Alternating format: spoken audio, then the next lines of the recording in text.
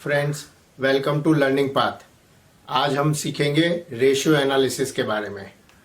तो सबसे पहले हम जानते हैं कि रेशियो क्या होता है। A ratio is a relationship expressed in mathematical terms between two individual figures और group of figures connected with each other in some logical manner. यानी कि ऐसे कोई भी दो या ज़्यादा फिगर जो एक दूसरे से कनेक्टेड हो, जब उनके रिलेशनशिप को किसी फॉर्मूला में एक्सप्रेस किया जाता है तो उसे हम रेशियो कहते हैं। एक सिंपल एग्जांपल से हम इसे समझेंगे। हम सब जानते हैं जीडीपी क्या होता है। किसी भी कंट्री की जो जीडीपी है वो एक नंबर होता है, वो कुछ बिलियन या ट्रिलियन डॉलर में हो सकती है। जैसे कि अगर हम इंडिया की जीडीपी की बात करें तो वो 3 ट्रिलियन डॉलर है। लेकिन अब ये नंबर अपने आप में बहुत जानकारी नहीं देता है। लेकिन अगर इसी नंबर को हम एक दूसरे नंबर के साथ रिलेट करके जब देखते हैं, यानी कि पॉपुलेशन के साथ जब जीडीपी को रिलेट करके देखते हैं और हम पर कैपिटा जीडीपी जब निकालते हैं, तब हमें रियल कंपैरिजन का पता चलता है कि जो इंडिया की पर कैपिटल जीडीपी है वो वर्ल्ड में कौन से नंबर पर है, बाकी कंट्रीज से कम है या ज्यादा है। सिर्फ जीडीपी के नंबर को कंपेयर करके पूरी जानकारी नहीं मिल सकती। तो इस तरह जो रेशियोज होते हैं उसमें हम जो रिलेटेड फिगर्स हैं उनको किसी फॉर्मूला में, किसी रिलेशनशिप में यूज करके बेहतर जानकारी ले सकते हैं, ताकि हम काफी सारे डिसीजन ले सके उसके बेस पर।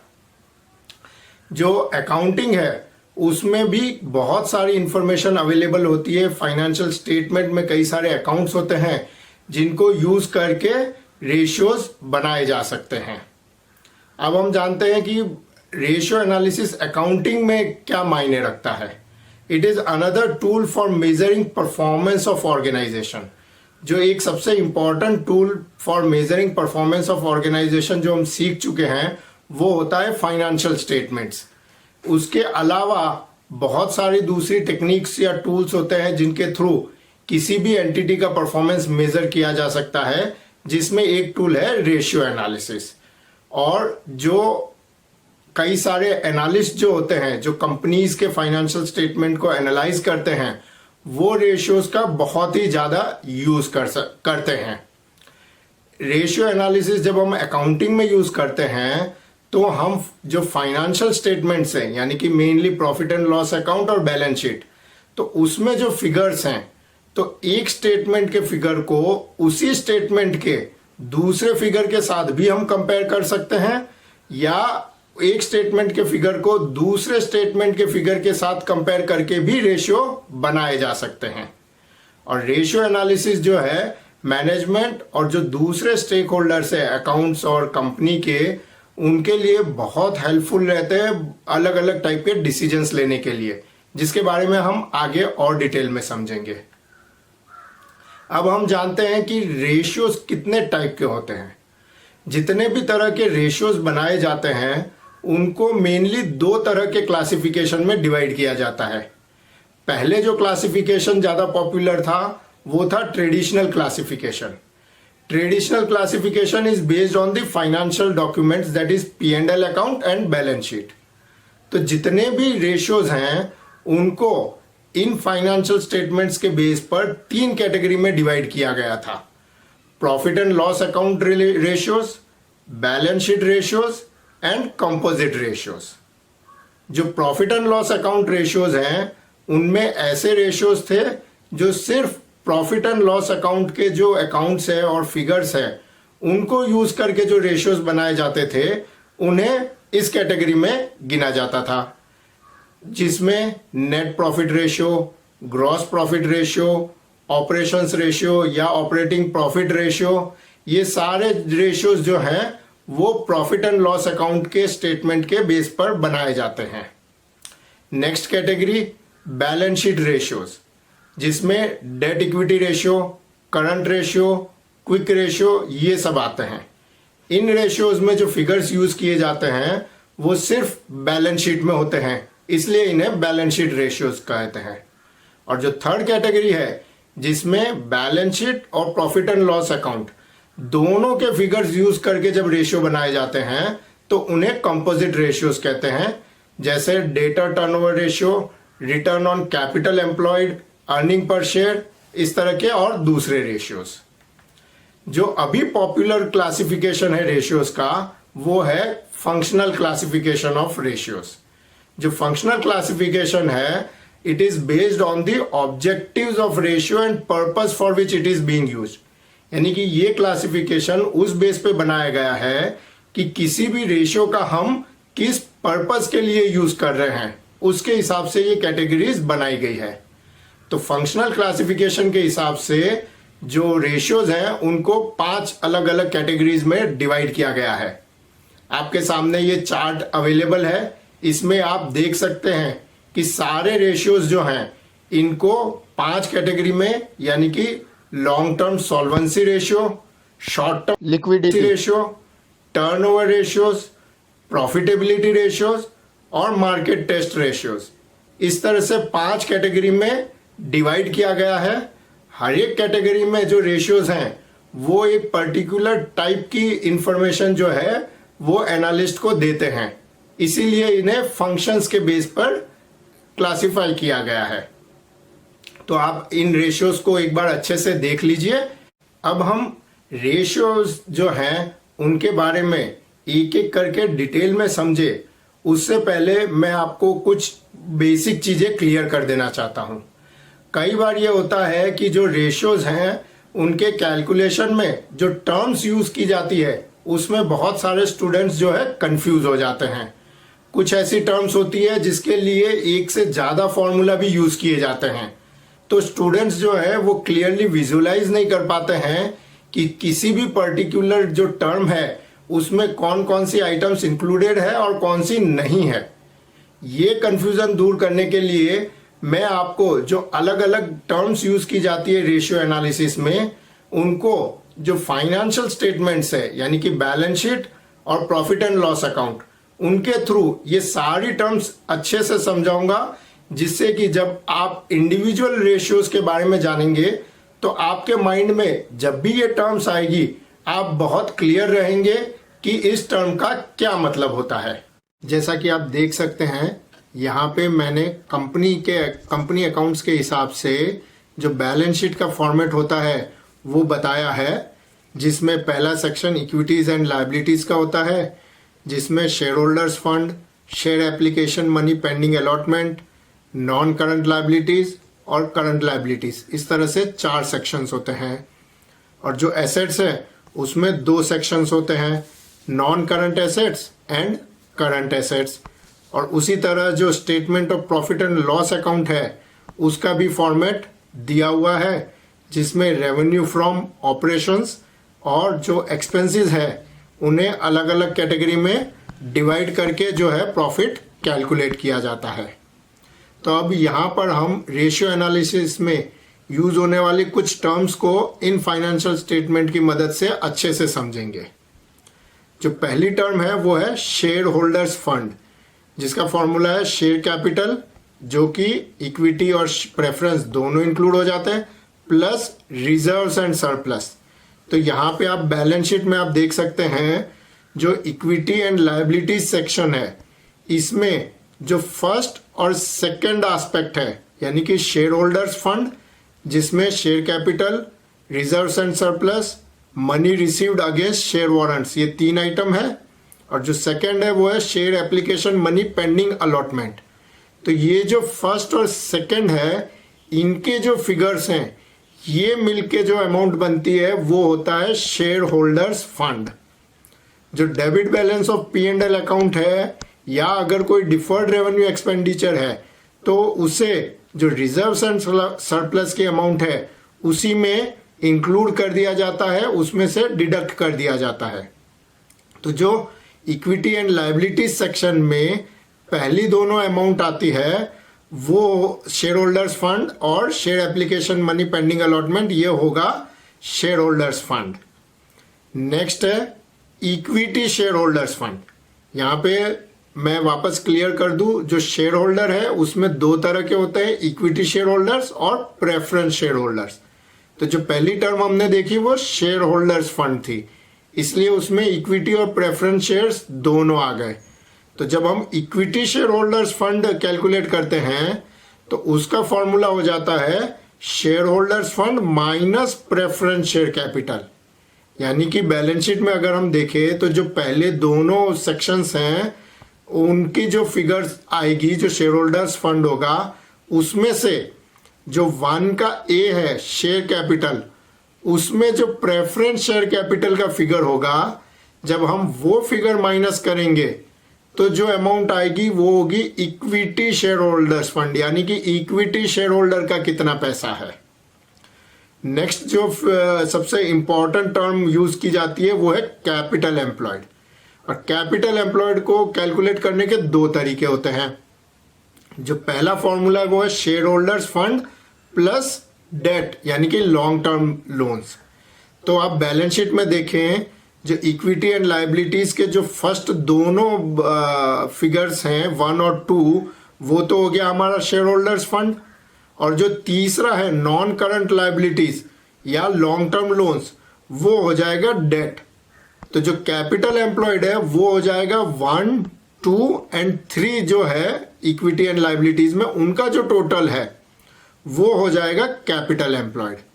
अब इसी एस्पेक्ट को आप दूसरी तरह से देखें कि हम जानते हैं कि बैलेंस शीट में इक्विटी एंड लाइबिलिटीज और एसेट साइड, इन दोनों साइड का टोटल सेम होता है, और कैपिटल एम्प्लॉयड जो है इक्विटीज एंड लाइबिलिटीज सेक्शन का फर्स्ट, सेकंड और थर्ड पार्ट है, उनका टोटल है। तो अगर हम रिवर्स कैलकुलेशन करें तो कैपिटल एम्प्लॉयड को हम कर सकते हैं जो जितना भी एसेट्स है, यानी कि ये जो बैलेंस शीट का जो दूसरी साइड है पूरा का पूरा एसेट साइड, उस पूरी एसेट साइड में से अगर हम लाइबिलिटी साइड की करंट लाइबिलिटी को माइनस कर दें तो अगेन जो बचेगा वो इक्विटी एंड लाइबिलिटी साइड का फर्स्ट, सेकंड और थर्ड पार्ट बचेगा। तो कैपिटल एम्प्लॉयड को इस तरह से भी हम कैलकुलेट कर सकते हैं कि fix assets plus current assets, यानी कि इन दोनों का टोटल जो है पूरा एसेट साइड हो गया, माइनस करंट लाइबिलिटीज। तो कैपिटल एम्प्लॉयड को हम 2 अलग तरीके से कैलकुलेट कर सकते हैं। नेक्स्ट टर्म है करंट एसेट्स। हम जानते हैं कि करंट एसेट्स वो एसेट्स होती है जिनका पेमेंट हमें नेक्स्ट 12 मंथ्स में मिल जाना है। तो बैलेंस शीट में आप देख सकते हैं एसेट साइड में जो सेकंड पार्ट है करंट एसेट्स, इसमें जितनी भी एसेट्स आती हैं वो करंट एसेट्स होती हैं। करंट लाइबिलिटीज, ये वो लाइबिलिटीज होती हैं जिनका पेमेंट हमें नेक्स्ट 12 मंथ्स में कर देना होता है। तो इक्विटी एंड लाइबिलिटीज सेक्शन में जो फोर्थ पार्ट है करंट लाइबिलिटीज, इसमें जितने भी अकाउंट्स आते हैं वो करंट लाइबिलिटीज होता है।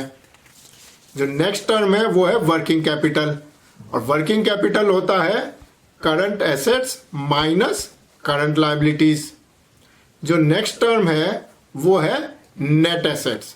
नेट एसेट और कुछ नहीं होता है, वो होता है कैपिटल एम्प्लॉयड, जो हमने कैपिटल एम्प्लॉयड का फॉर्मूला देखा। तो यानी कैपिटल एम्प्लॉयड को तीसरे तरीके से भी हम कैलकुलेट कर सकते हैं नेट एसेट की तरह, और नेट एसेट हो जाएगा fix assets plus working capital, और working capital means current assets minus current liabilities. तो कैपिटल एम्प्लॉयड जो है उसे नेट एसेट के नाम से भी जानते हैं। अब हम जो P&L अकाउंट है उससे रिलेटेड कुछ टर्म्स देखेंगे। जो पहली टर्म है वो है EBIT, यानी कि earning before interest and tax, या जिसे कहते हैं net profit before interest and tax. तो आप जो प्रॉफिट एंड लॉस अकाउंट है उसका जो फॉर्मेट है उसमें आप देखेंगे कि जो 9th आइटम है वो है प्रॉफिट बिफोर टैक्स। तो ये जो आइटम है, ये जो फिगर आता है, इसमें से जो एक्सपेंसेस में एक अमाउंट है फाइनेंस कॉस्ट, जिसे इंटरेस्ट कहते हैं। तो प्रॉफिट बिफोर टैक्स में से जब हम फाइनेंस कॉस्ट माइनस कर देते हैं तो जो फिगर आता है उसे कहते हैं profit before interest and tax. जो नेक्स्ट टर्म है वो है प्रॉफिट आफ्टर टैक्स या पैट। तो profit and loss account statement में ही जो 15th आइटम है वो है प्रॉफिट और लॉस फॉर द पीरियड। तो इसे कहते हैं प्रॉफिट आफ्टर टैक्स। जैसा कि आप देख सकते हैं कि प्रॉफिट बिफोर टैक्स की जो अमाउंट थी उसमें से अलग अलग टाइप के जितने भी टैक्सेस हो सकते हैं वो जब हम माइनस कर देते हैं तो जो फिगर बचता है वो हो गया प्रॉफिट आफ्टर टैक्स, जिसे अर्निंग आफ्टर टैक्स भी कह सकते हैं। और जो नेक्स्ट फिगर होता है वो होता है profit available to share holders. ये फिगर जो है profit and loss account statement में से डायरेक्टली हमें नहीं मिलता है, क्योंकि जो dividend paid to preference share holders है वो प्रॉफिट एंड लॉस का सीधा पार्ट नहीं होता है। तो जो प्रॉफिट आफ्टर टैक्स हमने कैलकुलेट किया उसमें से जब dividend paid to share preference share holders minus कर दिया जाता है तो जितना प्रॉफिट बचता है वो हो जाता है profit available to share holders, और शेयर होल्डर्स को इसी अमाउंट में से डिविडेंड पे किया जाता है। अब हम एक एक करके जो अलग अलग क्लासिफिकेशंस है रेशियोज के उनको समझेंगे। सबसे पहले लॉन्ग टर्म सॉल्वेंसी रेशियोज, या जिन्हें सॉल्वेंसी रेशियो भी कहा जाता है। ये रेशियोज बनाए जाते हैं टू जज whether all the assets of the company are sufficient to pay its debts. जैसा कि हम जानते हैं कोई भी कंपनी है या कोई भी एंटिटी है उसका अपना कुछ भी नहीं होता है। उसे जो भी कुछ है या तो ओनर से मिलता है या लोन के बेसिस पे मिलता है, और उसी में से सारी एसेट्स क्रिएट की जाती है। तो जितनी भी कंपनी की एसेट्स हैं क्या वो इतनी सफिशिएंट है कि जितने भी कंपनी की लायबिलिटीज हैं वो पे कर पाएंगे या नहीं कर पाएंगे, ये जानने के लिए long term solvency ratios use किए जाते हैं। इन रेशियो को यूज किया जाता है to determine the loan and interest payment capability of company, and they are used by banks while advancing long term loans to companies. तो कोई भी बैंक या दूसरे फाइनेंशियल इंस्टीट्यूशंस हैं जब किसी कंपनी को लोन देते हैं तो उनके लिए ये जानना जरूरी होता है कि क्या कंपनी के पास इतनी एसेट्स हैं और रहेगी कि फ्यूचर में कंपनी अपनी सारी लायबिलिटीज पे कर सके। अब इस कैटेगरी में जो रेशियोज आते हैं उनके बारे में हम एक एक करके सीखते हैं। जो सबसे पहला और सबसे इंपॉर्टेंट रेशियो है वो है डेट इक्विटी रेशियो।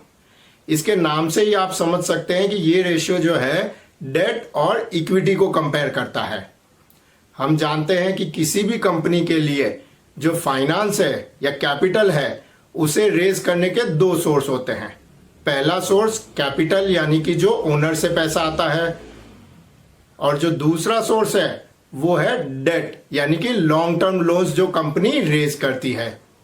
ये रेशियो ये भी बताता है कि जो कंपनी का गियरिंग लेवल या लीवरेज लेवल वो कितना है। ये दो वर्ड आप अच्छे से समझें, गियरिंग या लीवरेज। ये वर्ड बताते हैं कि कंपनी की जो टोटल कैपिटल है उसमें डेट का कितना हिस्सा है। अगर डेट का हिस्सा ज्यादा है तो हम उसे कहते हैं कि कंपनी जो है हाईली लीवरेज्ड है या कंपनी का गियरिंग लेवल हाई है, और अगर डेट का लेवल कम है तो कहते हैं गियरिंग या लीवरेज कम है।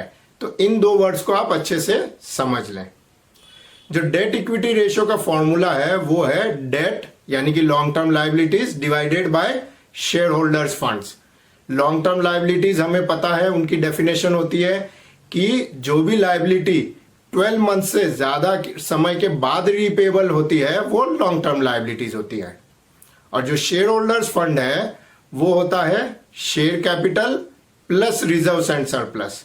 अभी अभी हमने जो बैलेंस शीट देखी थी उसमें भी हमने जाना था कि शेयर होल्डर्स फंड जो है वो क्या होता है, और शेयर होल्डर्स फंड में इक्विटी और प्रेफरेंस कैपिटल दोनों आ जाते हैं। जो डेट है वो बैलेंस शीट में नॉन करंट लायबिलिटीज या लॉन्ग टर्म लायबिलिटीज के नाम से होता है। जनरली किसी भी कंपनी के लिए 2:1 का जो डेट इक्विटी रेशियो है ये अच्छा माना जाता है। यानी कि अगर 1 करोड़ रुपए की ओनर्स की कैपिटल है तो 2 करोड़ रुपए की डेट कैपिटल हो तो उसे एक अच्छा लेवल ऑफ गियरिंग या अच्छा लेवल ऑफ लीवरेज माना जाता है। अब ये क्वेश्चन आता है कि डेट का यूज कोई भी कंपनी क्यों करती है, उससे क्या फायदा होता है। तो use of debt capital helps in increasing profits as interest on debt is tax deductible. यानी कि किसी भी डेट के ऊपर जो इंटरेस्ट पे किया जाता है वो इनकम टैक्स में एक एक्सपेंस की तरह ट्रीट किया जाता है और उसकी वजह से कंपनी की टैक्स की लायबिलिटी कम हो जाती है। और जब टैक्स की लायबिलिटी कम हो जाती है तो इसका मतलब ओनर्स को देने के लिए पैसा ज्यादा रहता है।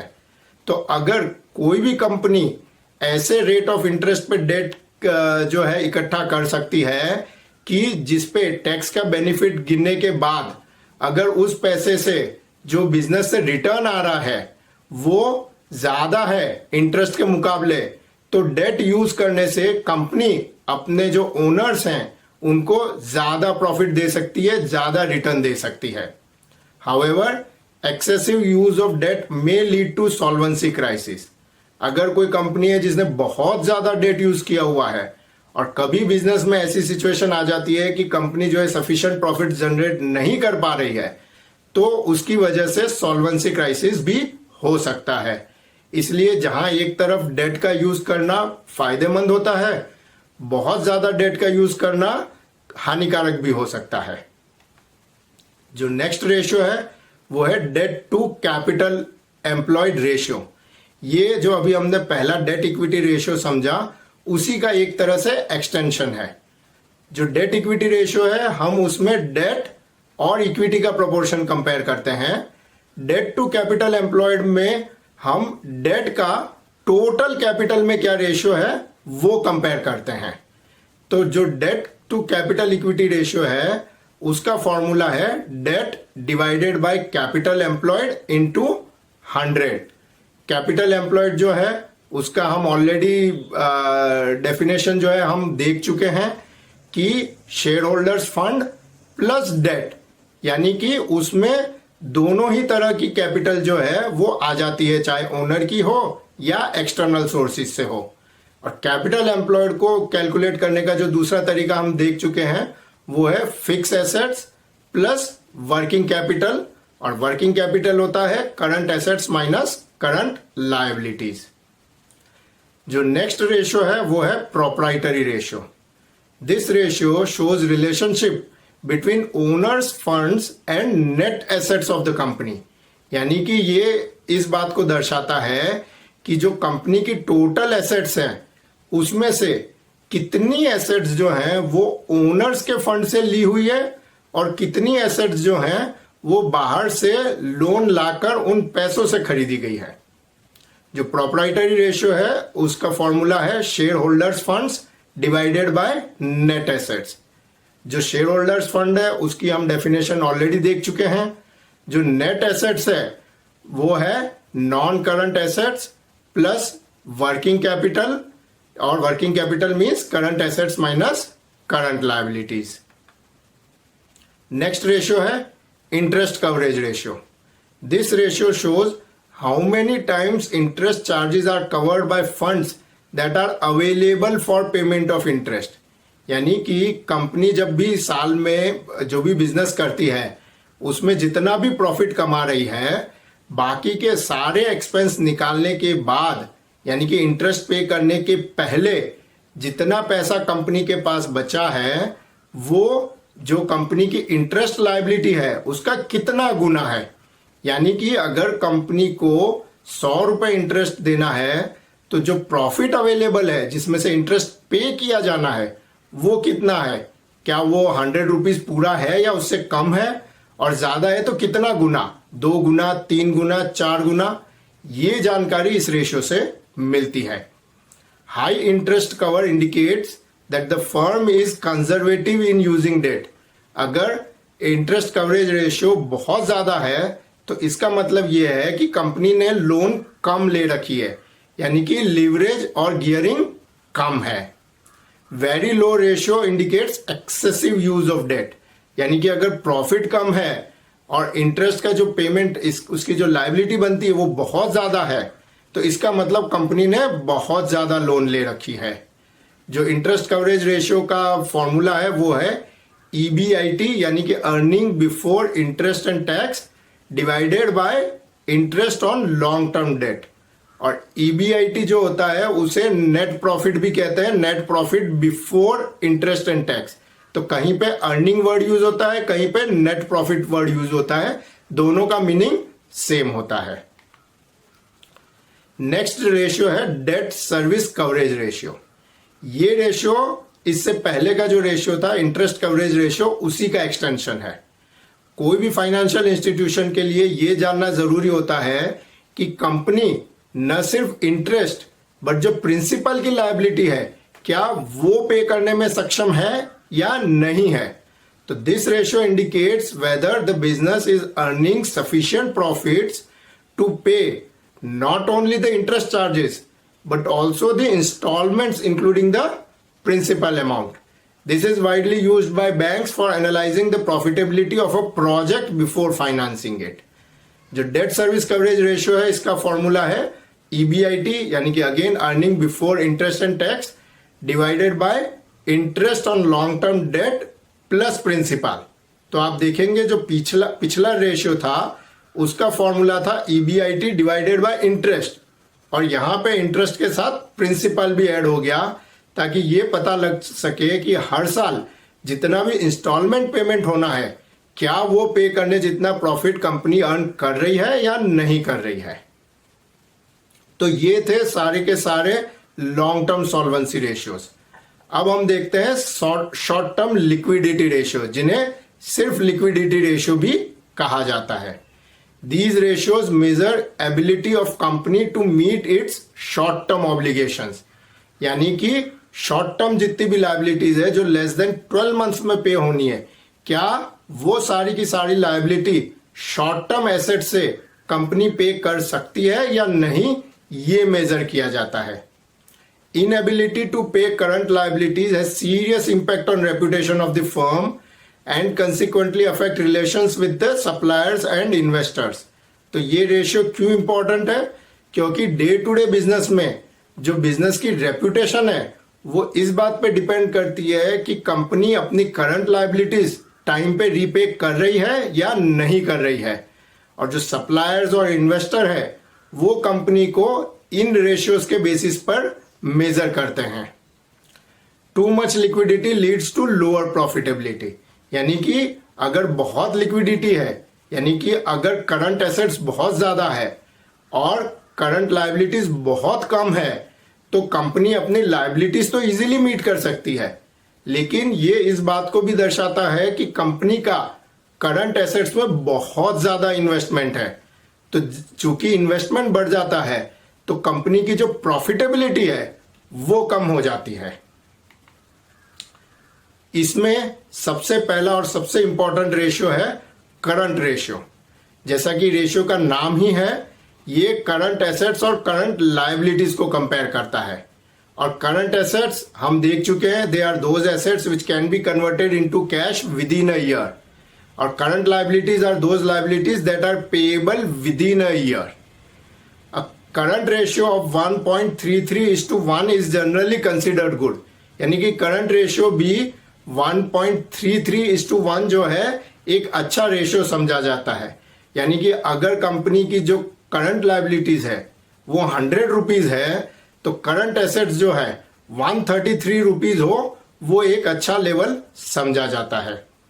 A very high ratio will have adverse impact on profitability, जैसा कि हम ऑलरेडी बात कर चुके हैं।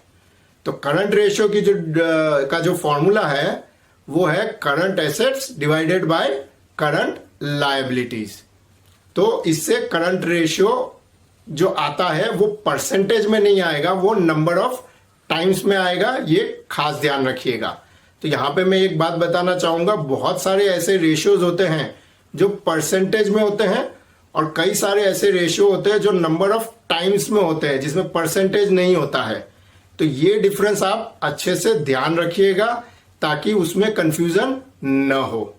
जहां पे भी हम 100 से मल्टीप्लाई कर रहे हैं रेशियो को, तो वो रेशियो परसेंटेज में होगा, और अगर हम 100 से मल्टीप्लाई नहीं कर रहे हैं तो वो नंबर ऑफ टाइम्स में होता है।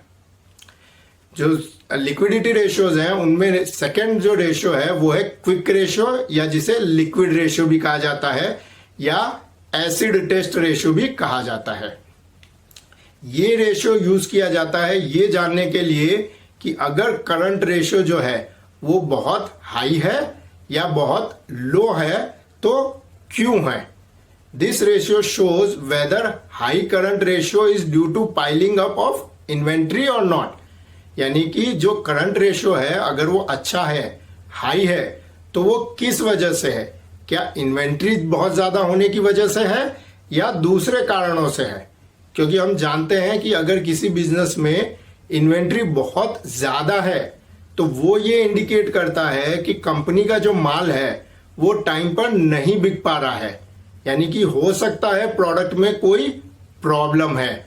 तो ये जानने के लिए क्विक रेशियो यूज किया जाता है और इसका फॉर्मूला है quick assets divided by current liabilities.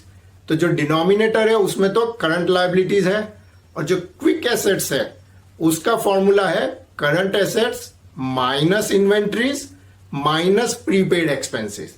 यानी कि करंट एसेट्स में से जब हम ये दो एसेट्स हटा देते हैं, इन्वेंट्रीज और प्रीपेड एक्सपेंस, तो जितनी एसेट्स बचती है उन्हें हम क्विक एसेट्स कहते हैं। This ratio indicates quick liquidity of firm.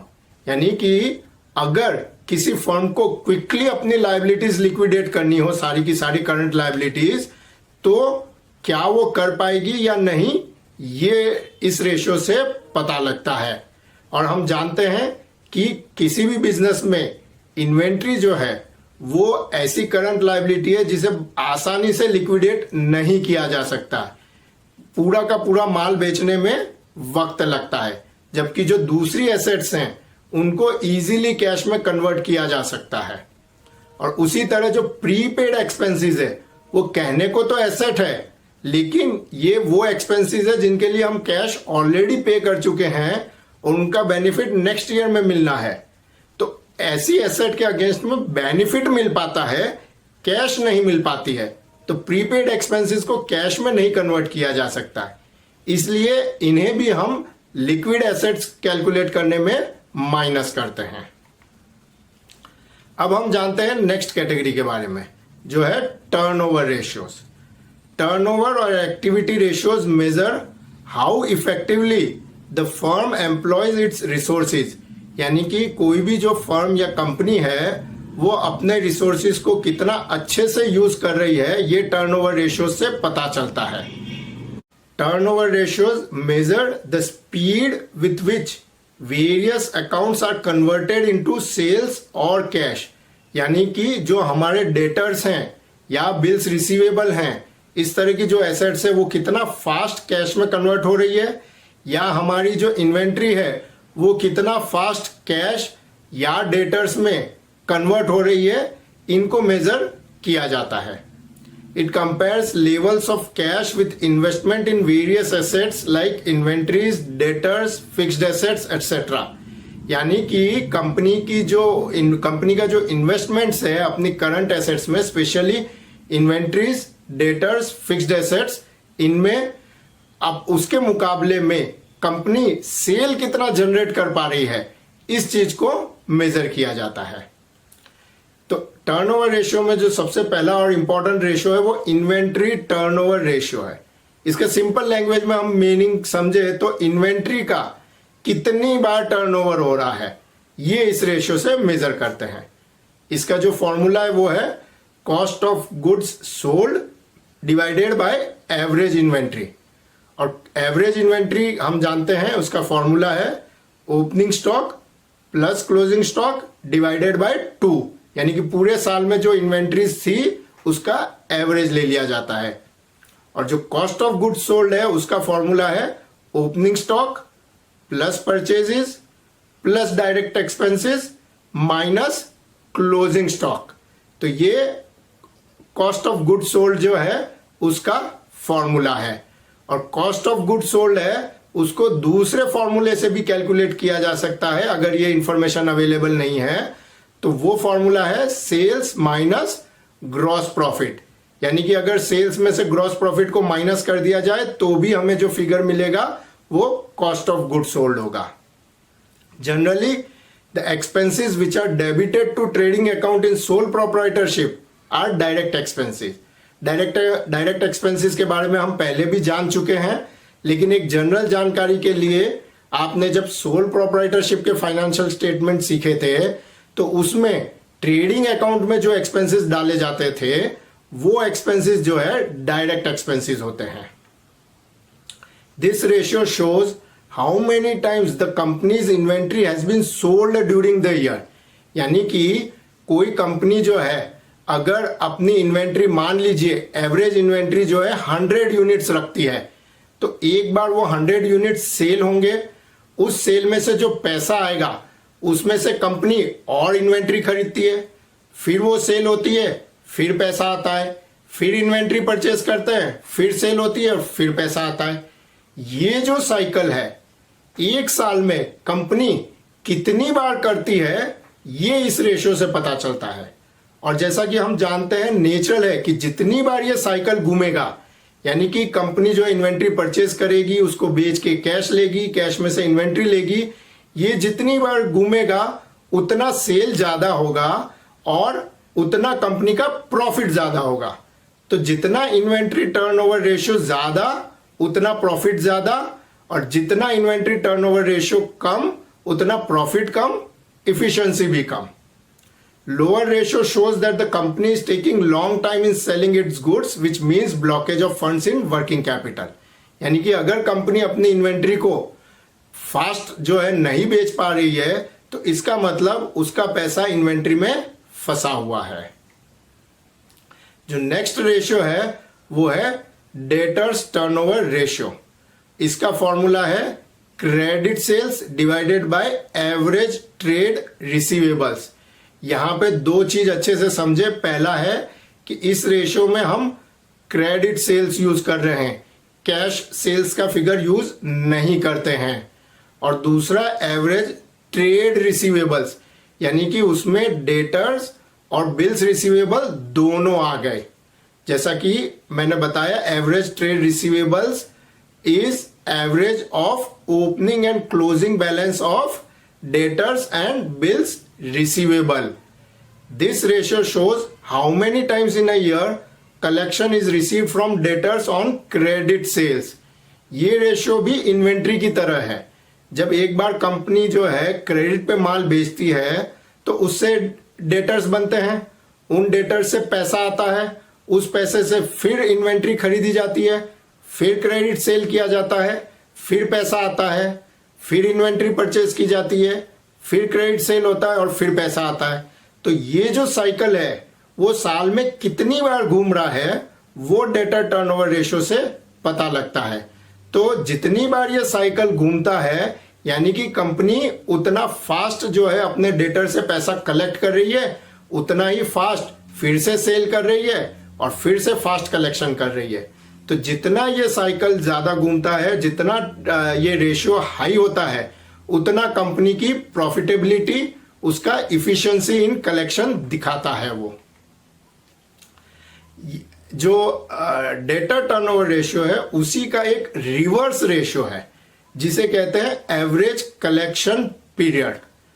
जो एवरेज कलेक्शन पीरियड है उसका फॉर्मूला है 365 divided bye debtor turnover ratio. Debtor turnover ratio में हम ये देखते हैं कि जो डेटर से पैसा आना है वो साल में कितनी बार घूम रहा है, और उसी को हम रिवर्स में जब देखते हैं तो एवरेज कलेक्शन पीरियड हमें ये बताता है कि कंपनी को अपने डेटर्स से पैसा कलेक्ट करने में कितने दिन लग रहे हैं। सिंपल अगर हम एग्जांपल ले तो किसी भी कंपनी का अगर डेटर टर्नओवर रेशियो 5 है, यानी कि साल में 5 टाइम्स जो है वो पैसा घूम रहा है, तो इसका मतलब ये हो गया कि जो कंपनी का एवरेज कलेक्शन पीरियड है वो 73 डेज हुआ। यानी कि 73 डेज में कंपनी अपने डेट्स कलेक्ट करती है, फिर वापस सेल करती है, फिर अगले 73 डेज में डेट कलेक्ट करती है। तो इस तरह से साल में 5 बार ये साइकिल घूमता है। और अगेन इसमें higher the ratio lower is the efficiency in collection. ये जो रेशियो है डेटर टर्नओवर रेशियो का इनवर्स है। तो डेटर टर्नओवर रेशियो जितना ज्यादा होता है उतना इफिशिएंसी बेटर है, लेकिन एवरेज कलेक्शन पीरियड जितना ज्यादा होगा उतनी इफिशिएंसी कम होगी। ये हम अच्छे से समझते हैं। नेक्स्ट इसी से रिलेटेड रेशियो है क्रेडिटर्स टर्नओवर रेशियो, और उसका फॉर्मूला है credit purchases divided by average trade payable. Again यहां पे हम क्रेडिट परचेजेस यूज करते हैं, कैश परचेजेस यूज नहीं करते हैं। और average trade payable is calculated as average of opening balance and closing balance of trade payable. और ट्रेड पेएबल में क्रेडिटर्स एंड बिल्स पेएबल दोनों आ जाते हैं। तो इस रेशियो को जो है पेएबल्स टर्नओवर रेशियो भी कहते हैं, और जो डेटर्स टर्नओवर रेशियो है उसे रिसीवेबल्स टर्नओवर रेशियो भी कहते हैं। और क्रेडिटर्स टर्नओवर रेशियो अगर हाई है, यानी कि हम क्रेडिटर्स को फास्ट पैसा दे रहे हैं, तो इसका मतलब यह है कि हमारा वर्किंग कैपिटल में इन्वेस्टमेंट ज्यादा हो रहा है। और higher creditor turnover ratio leads to lower profitability and higher investment in working capital. जैसे डेटर्स टर्नओवर रेशियो का इनवर्स है एवरेज कलेक्शन पीरियड, वैसे ही क्रेडिटर्स टर्नओवर रेशियो है उसका जो इनवर्स रेशियो है वो है एवरेज पेमेंट पीरियड। तो जो एवरेज पेमेंट पीरियड है वो हो जाता है 365 divided by creditors turnover ratio. And higher the payment period lower will be the investment required. तो क्रेडिटर्स टर्नओवर रेशियो अगर ज्यादा है तो इफिशिएंसी कम है, लेकिन एवरेज पेमेंट पीरियड अगर ज्यादा है तो इफिशिएंसी बेटर है। और डेटर्स टर्नओवर रेशियो और क्रेडिटर्स टर्नओवर रेशियो दोनों में ही ये जब हम एवरेज पेमेंट पीरियड या एवरेज कलेक्शन पीरियड निकालते हैं तो जो नंबर आता है वो नंबर ऑफ डेज में होता है। अगर हमें वही फिगर नंबर ऑफ मंथ्स में चाहिए तो जो टर्नओवर रेशियो है उसे 12 से डिवाइड कर सकते हैं। अगर हम उसे नंबर ऑफ वीक में देखना चाहते हैं तो जो टर्नओवर रेशियो है उसे 52 से डिवाइड कर दिया जाता है। जो नेक्स्ट टर्नओवर रेशियो है वो है capital employed turnover ratio. This ratio measures company's ability to generate sales revenue compare to its size of investment. यानी कि अगर हम दो कंपनी की बात करें, और दोनों कंपनी का जो टर्नओवर है अगर 1 करोड़ है तो ऑन द फेस हमें लगता है दोनों कंपनी बराबर है, दोनों 1 करोड़ का टर्नओवर कर रही है। लेकिन दोनों में से कौन सी ज्यादा इफिशिएंट है वो जानने के लिए जब हम इस रेशियो का यूज करते हैं तो हम ये देख पाते हैं कि दोनों कंपनी 1 करोड़ का टर्नओवर जनरेट करने के लिए कितनी कैपिटल यूज कर रही है। तो हो सकता है एक कंपनी जो है 20 लाख के इन्वेस्टमेंट पे 1 करोड़ का टर्नओवर कर रही है, और दूसरी कंपनी जो है 60 लाख के इन्वेस्टमेंट पे 1 करोड़ का टर्नओवर कर रही है। तो ऑब्वियसली जो पहली कंपनी है उसका परफॉर्मेंस बेटर है। तो high capital employed turnover ratio indicates efficient utilization of capital employed, और इसका फॉर्मूला है net sales divided by capital employed. And net sales is the sales arrived at after deducting sales return. और जो capital employed है उसका formula हम अच्छे से ऑलरेडी समझ चुके हैं। अब जैसा कि हम जानते हैं कैपिटल एम्प्लॉयड जो है उसको 2 पार्ट में डिवाइड किया जा सकता है। पहला फिक्स्ड एसेट्स और दूसरा वर्किंग कैपिटल, यानी कि current assets minus current liabilities. तो ये जो कैपिटल एम्प्लॉयड टर्नओवर रेशियो है इसे भी हम 2 पार्ट में डिवाइड कर सकते हैं। फिक्स्ड एसेट टर्नओवर रेशियो, यानी कि जब हम नेट सेल्स को फिक्स्ड एसेट से कंपेयर करते हैं, net sales divided by fixed assets. और दूसरा वर्किंग कैपिटल टर्नओवर रेशियो, यानी कि net sales divided by working capital. तो जो हमारा ये एक रेशियो था कैपिटल एम्प्लॉयड टर्नओवर रेशियो, इसी को 2 रेशियो में डिवाइड करके भी देखा जा सकता है, जिससे ये पता लगे कि अगर कंपनी का इन्वेस्टमेंट बहुत ज्यादा है तो वो किस में ज्यादा है, फिक्स एसेट में ज्यादा है या वर्किंग कैपिटल में ज्यादा है। तो इन रेशियोज के बेसिस पे कंपनी जो है डिसीजन ले सकती है कि कैसे उसे अपना इन्वेस्टमेंट कम करना। नेक्स्ट टाइप ऑफ जो रेशियोज हैं वो है profitability ratios. These ratios are used to assess adequacy of profits earned by the company and also to discover whether profitability is increasing or declining। यानी कि कंपनी जो profits है वो कितना कमा रही है, दूसरी फर्म्स के मुकाबले में प्रॉफिट बढ़ रहा है, घट रहा है, ये चीजें जानने के लिए प्रॉफिटेबिलिटी रेशियोज यूज किए जाते हैं। और जो प्रॉफिटेबिलिटी रेशियो है ये एक्चुअली में liquidity, asset management, debt management, इनका जो कंबाइंड इफेक्ट है, यानी कि जो हमने देखा था कि जो सॉल्वेंसी रेशियोज है यानी कि कंपनी कितना डेट यूज कर रही है, जो लिक्विडिटी रेशियोज है यानी कि कंपनी अपना करंट एसेट्स में कितना इन्वेस्टमेंट रख रही है, और जो टर्नओवर रेशियोज है यानी कि कंपनी अपने इन्वेंट्री और डेटर्स को कितना अच्छे से मैनेज कर रही है अब सेल्स के कंपैरिजन में, इन सभी टाइप के रेशियोज का कंबाइंड इफेक्ट अगर हमें कहीं देखना है तो वो हमें प्रॉफिटेबिलिटी रेशियोज में मिलता है। तो ये तीनों तरह के जो रेशियोज है, सॉल्वेंसी, लिक्विडिटी और टर्नओवर रेशियोज, अगर ये कंपनी के बेहतर हैं यानी कि कंपनी इफिशिएंटली ये तीनों एस्पेक्ट मैनेज कर रही है, तो इसका मतलब जो प्रॉफिटेबिलिटी है वो डेफिनेटली हाई होगी। इसमें जो सबसे पहला रेशियो है वो है ग्रॉस प्रॉफिट रेशियो, जिसका फॉर्मूला है gross profit divided by net sales multiply by 100। तो ये रेशियो जो है परसेंटेज में दर्शाया जाता है, और ग्रॉस प्रॉफिट हम जानते हैं it is equal to net sales minus cost of goods sold. Gross profit is a broad measure of profitability, यानी मेनली हम उसमें कंपेयर करते हैं कि कंपनी का जो सेल्स है और जो परचेज की टोटल कॉस्ट है उनके बीच में कितना डिफरेंस है। It helps the firm decide how much it can spend on administrative and marketing expenses, यानी कि कंपनी अब अपने एडमिनिस्ट्रेशन और मार्केटिंग पे कितना खर्च कर पाएगी, ये पता चलता है कि कितना ग्रॉस प्रॉफिट अवेलेबल है, क्योंकि उतने ही पैसे में उसे अपने बाकी के खर्चे निकालने होते हैं, नहीं तो कंपनी लॉस करने लग जाएगी। This ratio is very useful while determining the price of products of the firm। यानी कि कंपनी जब अपनी प्रोडक्ट का प्राइस डिसाइड कर रही है तो उसे इस रेशियो से ये अंदाजा मिलता है कि उसका जो ग्रॉस प्रॉफिट मार्जिन अगर बहुत ज्यादा है तो हो सकता है या तो कंपनी मोनोपोली है तो वो ग्रॉस प्रॉफिट मार्जिन ज्यादा रख पा रही है, नहीं तो ये इंडिकेट करता है कि कंपनी के प्रोडक्ट की प्राइस ज्यादा है।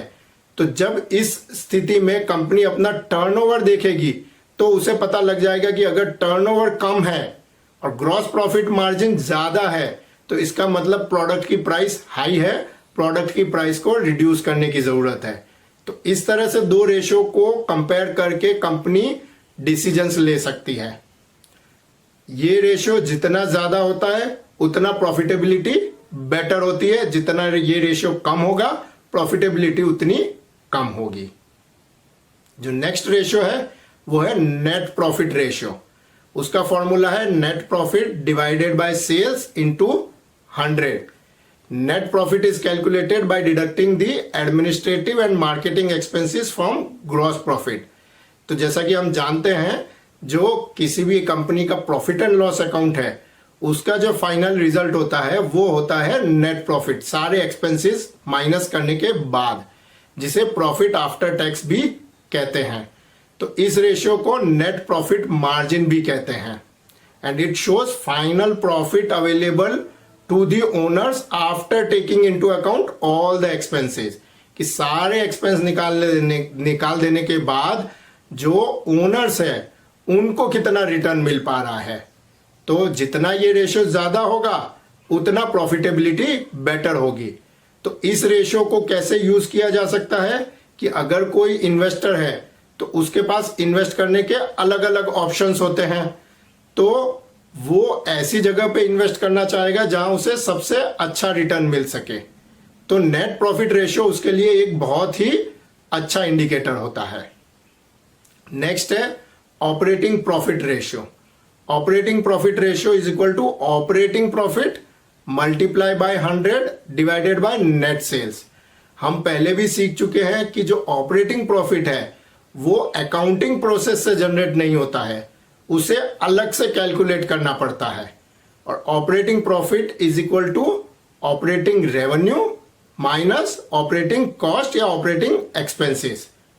Operating revenues refers to all the revenues arising during the normal course of business, यानी कि जो बिजनेस की मेन एक्टिविटीज हैं उसको करने में जो प्रॉफिट जनरेट, जो रेवेन्यू जनरेट होती है उन्हें ऑपरेटिंग रेवेन्यू कहते हैं।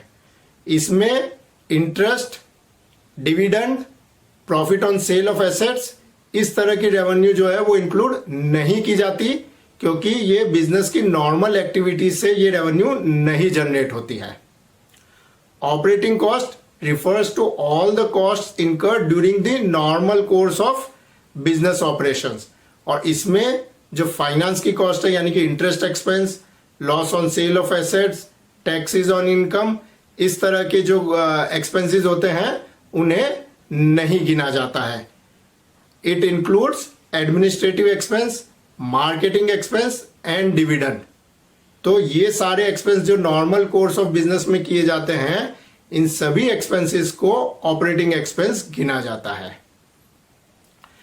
नेक्स्ट जो रेशियो है वो है ऑपरेटिंग रेशियो।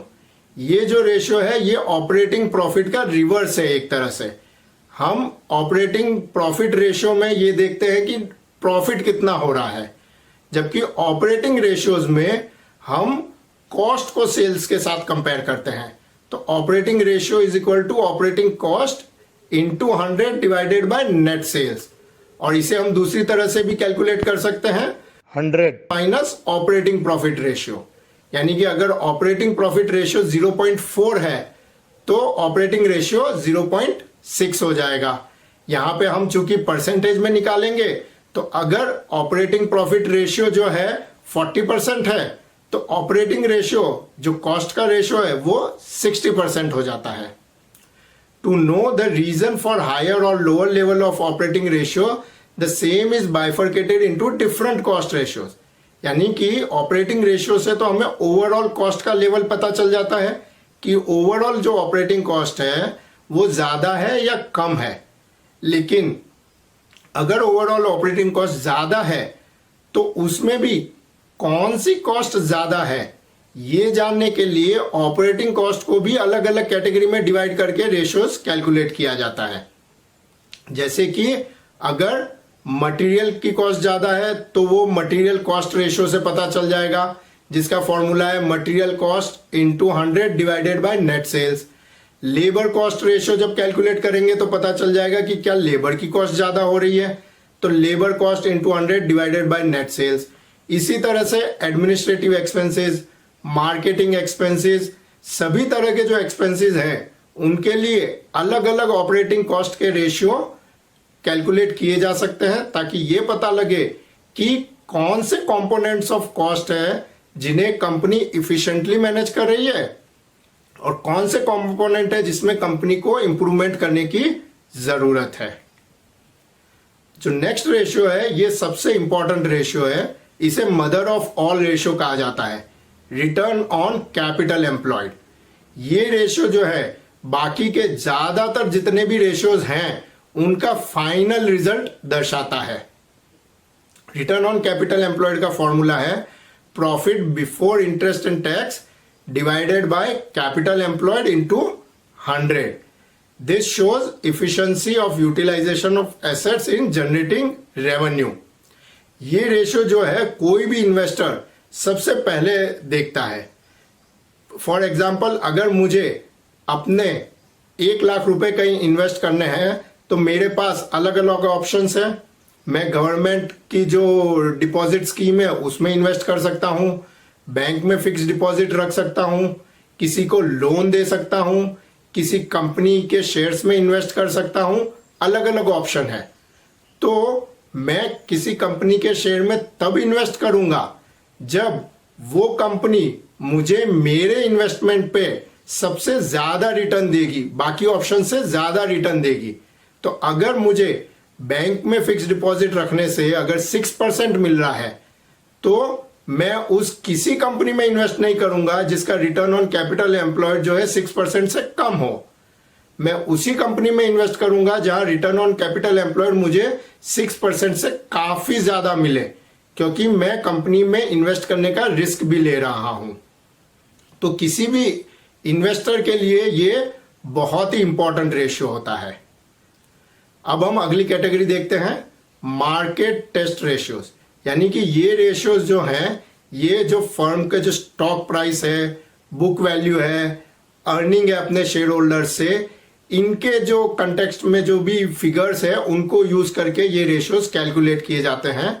और ये मार्केट में कंपनी की क्या सिचुएशन है इसको दर्शाते हैं।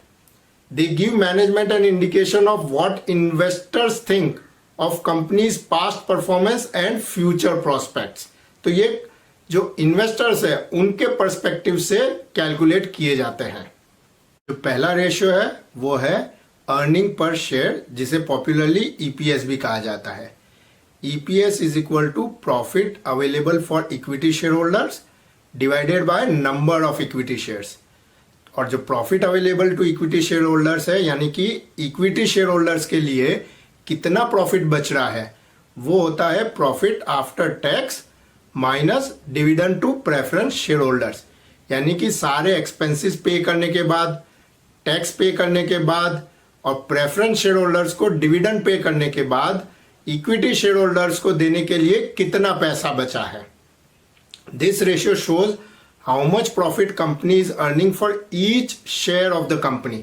यानी कि हर एक शेयर जो है कंपनी का, उसके अगेंस्ट में कंपनी कितने रुपए का प्रॉफिट अर्न कर रही है। Higher EPS means better productivity, यानी कि जितना अर्निंग पर शेयर ज्यादा है उतना कंपनी प्रॉफिट ज्यादा कमा रही है। And while deciding market value of shares, EPS is an important criteria. यानी कि अगर कोई कंपनी जो है हर शेयर पे 5 रुपीज कमा रही है, अर्निंग पर शेयर 5 है, तो एज एन इन्वेस्टर उस कंपनी के शेयर की वैल्यू डिसाइड करते वक्त मैं ये सोचूंगा कि मुझे अगर हर साल 5 रुपीज कमाने हैं तो इस कंपनी के शेयर के लिए मैं कितने रुपए दे सकता हूं। अगर मुझे ये ईपीएस लगता है कि काफी अच्छा है तो मैं कंपनी के शेयर को ज्यादा पैसे में भी खरीदने के लिए तैयार रहूंगा। नेक्स्ट जो रेशियो है वो है बुक वैल्यू पर शेयर, और उसका फॉर्मूला है equity share holders funds divided by number of equity shares. और इक्विटी शेयर होल्डर्स फंड हम पहले भी देख चुके हैं, it is equal to share holders funds minus preference share capital. And this ratio indicates net worth per equity share of the company. यानी कि company के हर शेयर के सामने कितनी एसेट है, ये इस रेशियो से पता चलता है। High book value indicates that company has high reserves and is potential candidate for issue of bonus shares. यानी कि अगर कंपनी के पास जो है काफी ज्यादा रिजर्व है तो उसका बुक वैल्यू पर शेयर बहुत ज्यादा होगा। और जिन कंपनी में ज्यादा रिजर्व्स होता है वो कंपनी जनरली अपने शेयर होल्डर्स को फायदा देने के लिए बोनस शेयर्स इश्यू करती है। Book value is considered as less relevant compare to EPS for determining market value, market price of the shares of a company. क्योंकि ईपीएस जो है वो क्लियर बताता है कि कंपनी हर शेयर के अगेंस्ट में कितना प्रॉफिट कमा रही है। जो बुक वैल्यू है उससे ये पता चलता है कि कंपनी के रिजर्व्स ज्यादा हैं, लेकिन उस रिजर्व्स को कंपनी प्रॉफिट में कन्वर्ट कर पा रही है कि नहीं, ये ईपीएस से पता चलता है।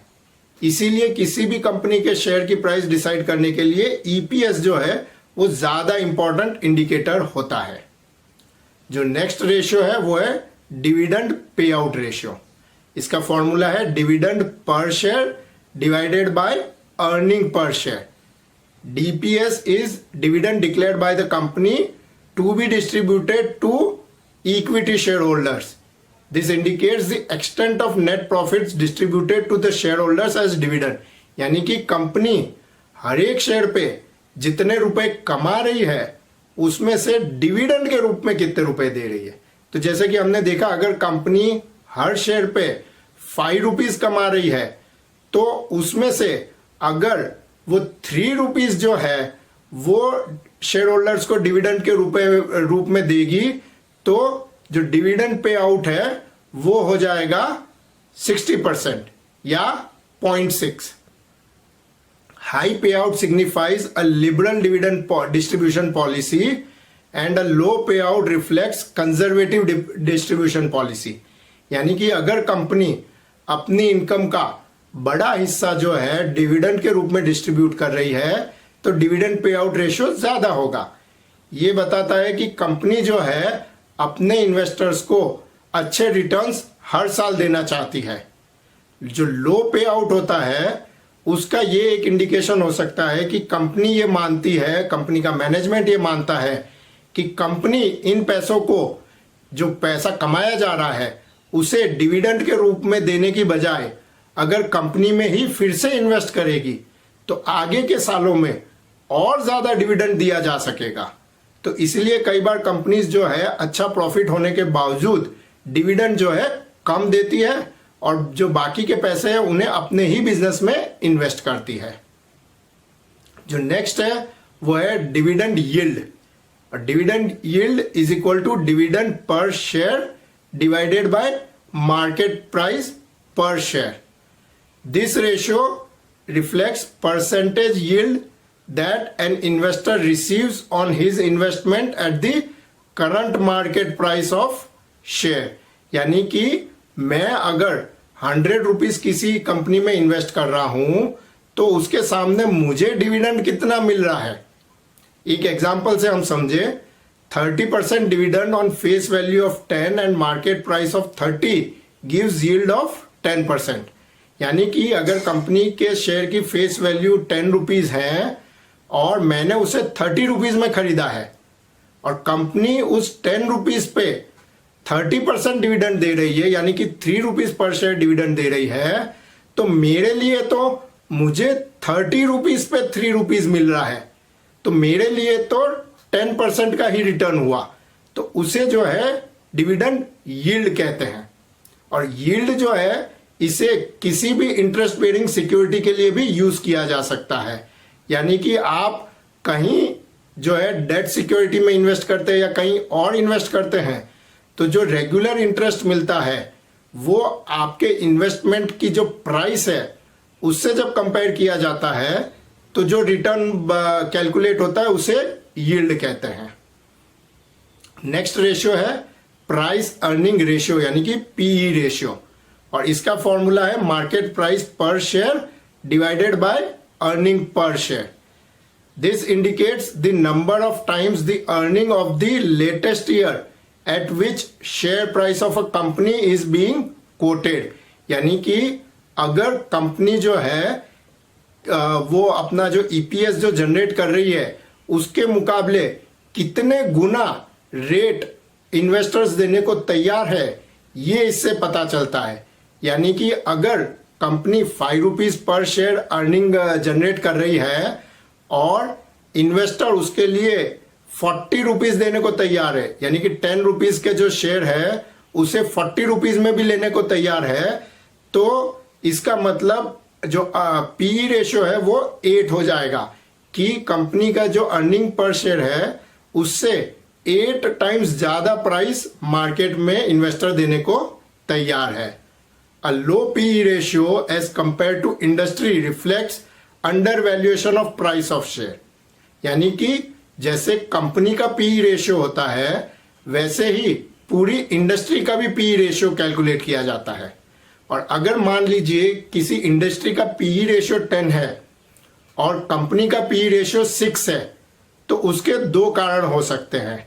एक, जो कंपनी की प्रॉफिटेबिलिटी है वो इंडस्ट्री की दूसरी फर्म से कम है, इसलिए इन्वेस्टर इस कंपनी के लिए ज्यादा पैसे देने को तैयार नहीं है।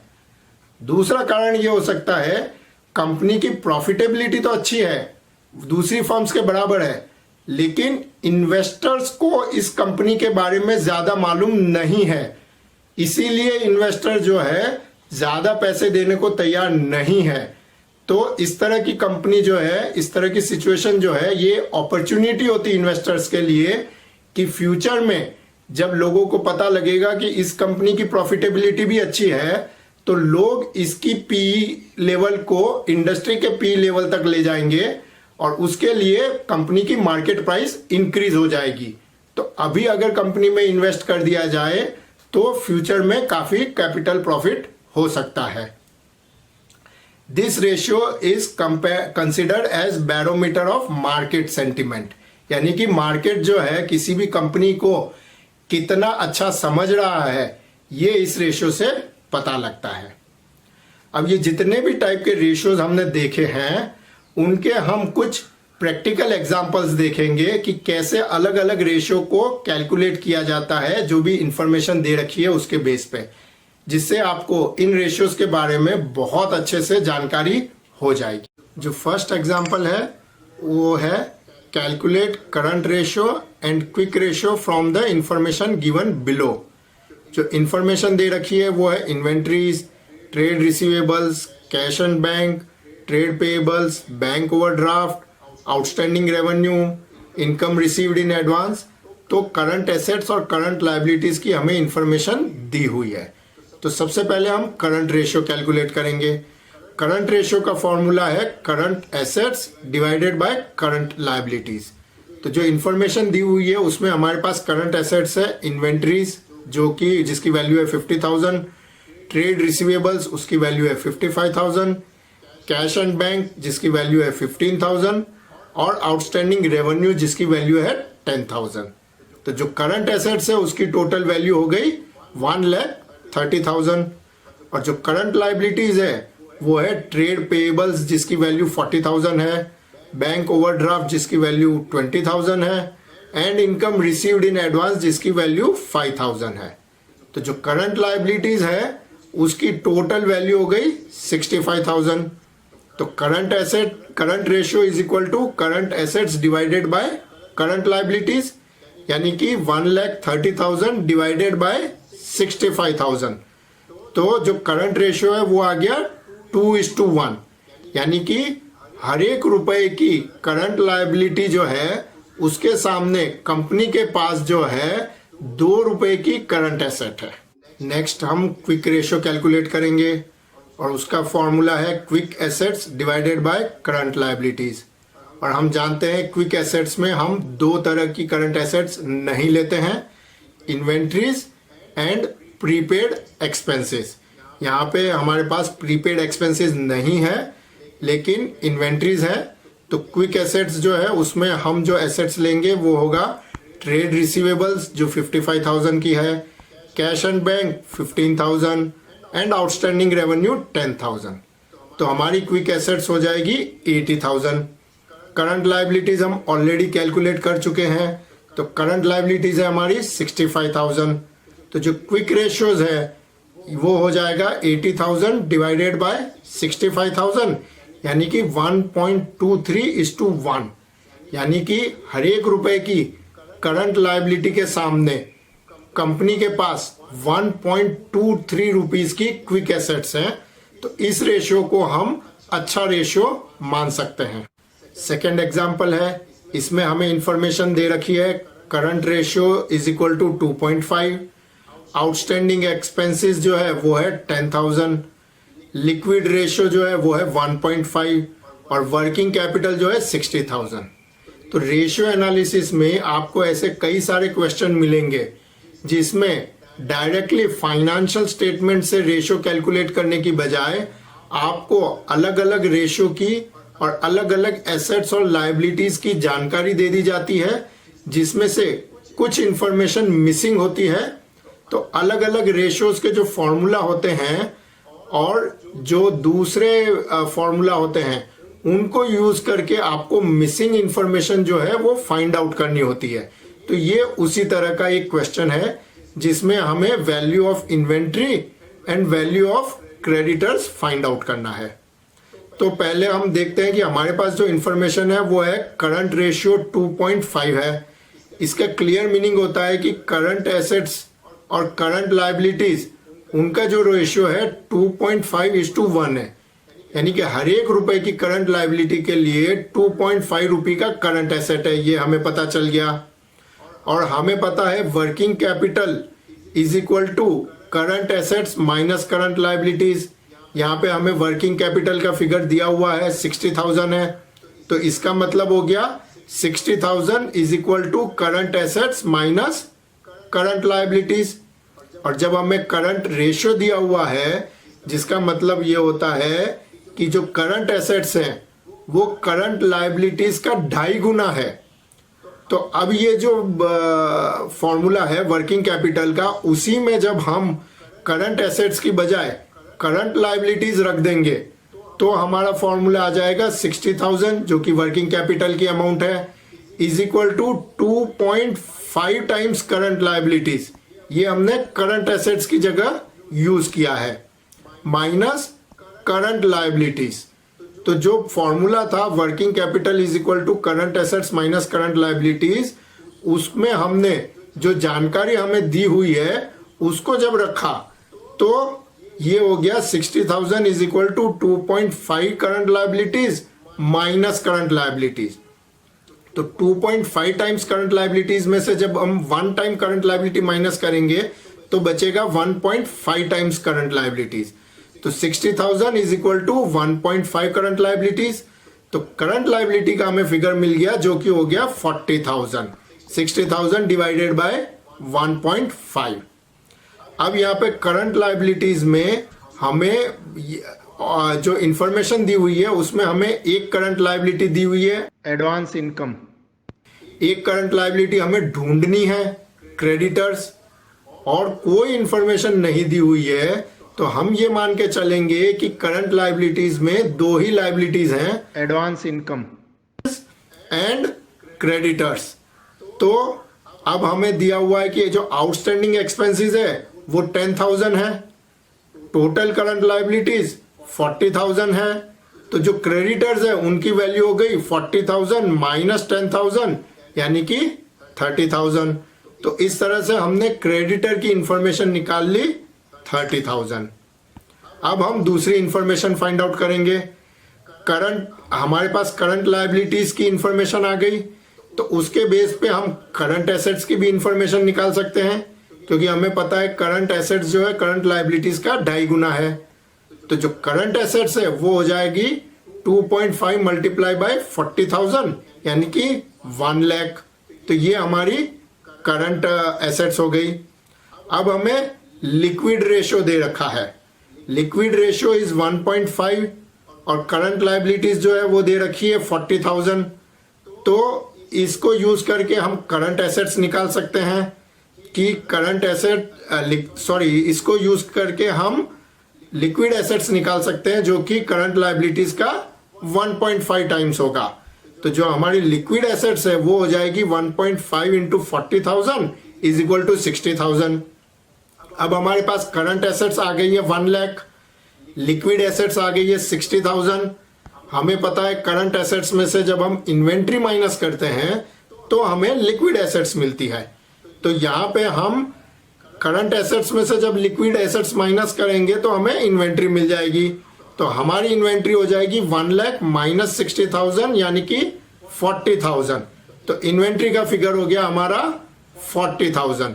तो क्रेडिटर्स 30,000, इन्वेंट्री 40,000। थर्ड एग्जाम्पल है, from the following information calculate interest coverage ratio of Subhash dyes limited. यहाँ पे हमें इंफॉर्मेशन दे रखी है नेट प्रॉफिट आफ्टर टैक्स जो है वो है 1,20,000, 10% लॉन्ग टर्म डेट जो है वो है 30 लाख और टैक्स रेट दे रखा है 40,000। अब जो इंटरेस्ट कवरेज रेशियो है उसका फॉर्मूला हमें पता है, वो है net profit before interest and tax divided by interest on long term loans. यहाँ पे हमें लॉन्ग टर्म लोन्स की अमाउंट दे रखी है और इंटरेस्ट रेट भी दे रखा है। तो interest on long term loan निकालना इजी है, वो हो जाएगा 10% ऑफ 30 लाख यानी कि 3 लाख। तो एक फिगर हमारे पास आ गया। अब हमें कैलकुलेट करना है net profit before interest and tax, और हमें दे रखा है नेट प्रॉफिट आफ्टर टैक्स। तो ये हमें मालूम होना चाहिए कि नेट प्रॉफिट बिफोर टैक्स में से पहले इंटरेस्ट माइनस होता है, फिर टैक्स माइनस होता है, तो हमें प्रॉफिट आफ्टर टैक्स मिलता है। तो जब हमें प्रॉफिट आफ्टर टैक्स दिया हुआ है तो पहले हम उसमें टैक्स ऐड करेंगे, फिर इंटरेस्ट ऐड करेंगे, तो हमें net profit before interest and tax मिलेगा। तो यहां पे हमें टैक्स की रेट दी हुई है 40%। तो अब हम कैलकुलेट करेंगे कि अगर प्रॉफिट बिफोर टैक्स जो है वो 100 रुपीज होता तो टैक्स जो है 40% लगता और प्रॉफिट आफ्टर टैक्स 60 हो जाता। यहां पे हमें प्रॉफिट आफ्टर टैक्स दिया हुआ है 1,20,000, तो हमें प्रॉफिट बिफोर टैक्स निकालना है। तो प्रॉफिट बिफोर टैक्स हो जाएगा profit after tax multiply by 100 divide by 60, यानी कि 2 लाख। तो हमने एक लेवल आगे का निकाल लिया, प्रॉफिट बिफोर टैक्स हो गया 2 लाख। अब हमें निकालना है profit before interest and tax. तो इस अमाउंट में हम इंटरेस्ट भी ऐड कर देंगे, और इंटरेस्ट हमने ऑलरेडी कैलकुलेट किया हुआ है जो कि 3 लाख है। तो जो हमारा profit before interest and tax है वो हो जाएगा 2 lakh plus 3 lakh is equal to 5 lakh. तो अब जो इंटरेस्ट कवरेज रेशियो हम निकाल सकते हैं, हमारा net profit before interest and tax है वो है 5 lakh, interest on long term है वो है 3 लाख।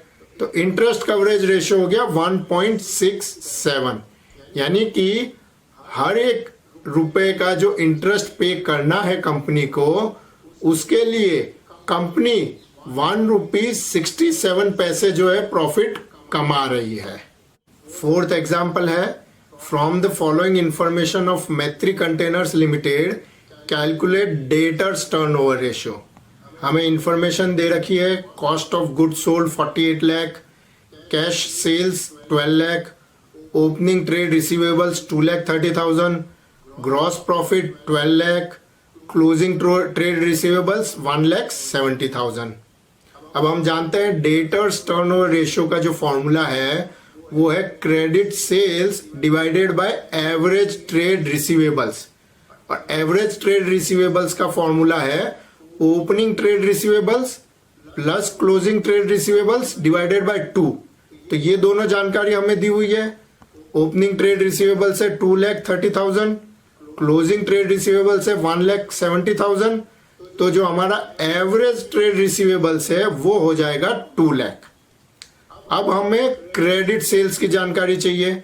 अब क्रेडिट सेल के लिए हमें ये 2 चीज चाहिए, या हमें कैश सेल्स पता होना चाहिए और टोटल सेल्स पता होना चाहिए, तो हम क्रेडिट सेल निकाल सकते हैं। यहां पे हमें कैश सेल्स तो दिया हुआ है लेकिन टोटल सेल्स नहीं दिया हुआ है, तो पहले हमें टोटल सेल्स निकालना पड़ेगा। टोटल सेल्स कैलकुलेट करने के लिए हमारे पास यहाँ पे 2 इंफॉर्मेशन दी हुई है, cost of goods sold and gross profit. और हमें पता है ग्रॉस प्रॉफिट का फॉर्मूला है total sales minus cost of goods sold. तो इस फॉर्मूला को यूज करके हम टोटल सेल्स निकाल सकते हैं, जो कि ग्रॉस प्रॉफिट और कॉस्ट ऑफ गुड्स सोल्ड का टोटल होगा। तो वो हमारा फिगर हो जाएगा 60 लाख, 12 लाख प्लस 48 लाख। तो अब हमें पता चल गया है टोटल सेल्स, और हमें ऑलरेडी कैश सेल्स दिया हुआ है। तो क्रेडिट सेल निकालना बहुत आसान है, वो हो जाए क्रेडिट सेल हो जाएगा total sales minus cash sales, यानी कि 60 lakh minus 12 lakh is equal to 48 lakh. तो अब हमारे पास दूसरा फिगर भी आ गया है डेटर्स टर्नओवर रेशियो का। तो जो हमारा रेशियो है वो हो जाएगा 48 लाख डिवाइडेड बाय 2 लाख, यानी कि 24। तो इसका मतलब हो जाता है कि एक साल में 24 टाइम्स कंपनी जो है अपना क्रेडिट सेल करती है, डेटर से पैसा लेती है, क्रेडिट सेल करती है, डेटर से पैसा लेती है, क्रेडिट सेल करती है, डेटर से पैसा लेती है। तो ये प्रोसेस जो है एक साल में 24 टाइम्स रिपीट होती है। नेक्स्ट एग्जांपल है, from following particulars of Apeksha steel limited calculate debt equity ratio, total asset to debt ratio, proprietary ratio and debt to capital employed ratio. यहाँ पे हमें बैलेंस शीट की इंफॉर्मेशन दी हुई है जिसमें शेयर होल्डर्स फंड में शेयर कैपिटल है, रिजर्व्स एंड सरप्लस, ये दो आइटम है।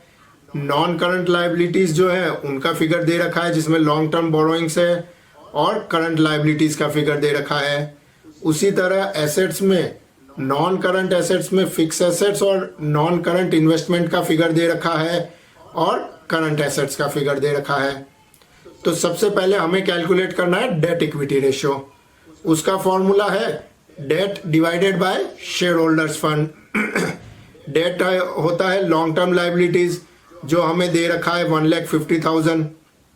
शेयर होल्डर्स फंड होता है share capital plus reserves and surplus.